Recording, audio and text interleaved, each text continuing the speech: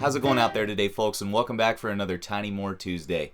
Last week's Tiny More Tuesday focused on taking some Tiny More vocabulary and using that to construct our own solos over the 12-bar blues. Now, after I posted this video, I actually got a lot of emails from viewers like you out there wondering what other Tiny More licks or vocabulary could we use to kind of construct our own solo over a 12-bar blues. So I thought this would be a great opportunity to teach you what I call the Tiny More lick. Now, Tiny More didn't actually invent this one. This is what a lot of jazz people would just call a digital pattern or a digital scale pattern, something like that.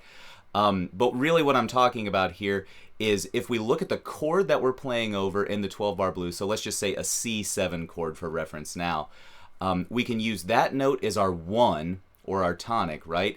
And then construct melodic patterns using other digits that refer to scale tones on top of that chord. So the pattern that we're looking at today and that you heard in the solo that I just played at the top of this video is a 3, 5, 7, 9 digital pattern. Now that means over top of a C7 chord we would be playing the 3rd, an E note, the 5th, a G note, the 7th, a B flat note, and then the 9th, a D note. So essentially we just use these digital melodic patterns to kind of limit the options that we have available to us to play over the chord. And for a pattern like this, it's really hip because we're actually starting to use what are called upper extensions, right? So like the 7th and the 9th, things that are not present in the bass triad or 7th chord. This is something that's really typical of Tiny's vocabulary, and you really hear this from his time with Bob Wills all the way through the end of his career. So this is a must-know kind of Tiny phrase. Now, a lot of you may be wondering out there like, Hayes, you're putting a lot of these digital patterns and everything. And I talked to Tiny More once and he said that I just start on a chord tone and then let the juices flow, right? let the solo magic happen. That is totally correct. But that's not to say that Tiny doesn't have some patterns that he comes back to every now and again. So when you're using the exercise that I'm about to show you here after this description, be sure to kind of take these licks and start to make your own solos out of them. You know, these exercises are designed to get us familiar with the vocabulary and these sounds so we can kind of internalize them with the hopes that eventually we can one day spontaneously pull those out of our bag of tricks and use them in the context of a solo like Tiny, right? So that's kind of how the process should go. I laid out my threefold process for learning jazz repertoire with C-Jam Blues, right?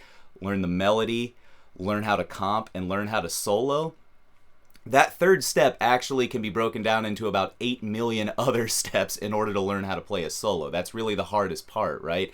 So that's really what today's exercise is geared toward, giving you some direction and kind of a point of departure to start creating your own Tiny More-like solos. All right, now that I've got that out of the way, before we go ahead and dive into the breakdown, if you wouldn't mind subscribing to this channel and liking this video, that'll help me keep cranking out these Tiny More Tuesdays. And also, for your free PDF and sheet music, I'm going to direct you to HayesGriffin.com. Now, some of you who have been with me, they're like, wait, what happened to BTLmusicnotes.com, right? I'm actually starting to transition a lot of my Tiny More material over to HayesGriffin.com, and in the next months and weeks, I'll be rolling out a membership subscription service similar to Patreon, where you can subscribe monthly and get lots of extra Tiny More and other mandolin and guitar goodies. All right, so just head to HayesGriffin.com, click on the lessons button, and you'll find today's lesson once you dig through there. All right. With that being said, thank you so much for continuing to watch these videos. I really appreciate all of the comments and emails that I've been getting. Let's go ahead and dive into the breakdown, folks.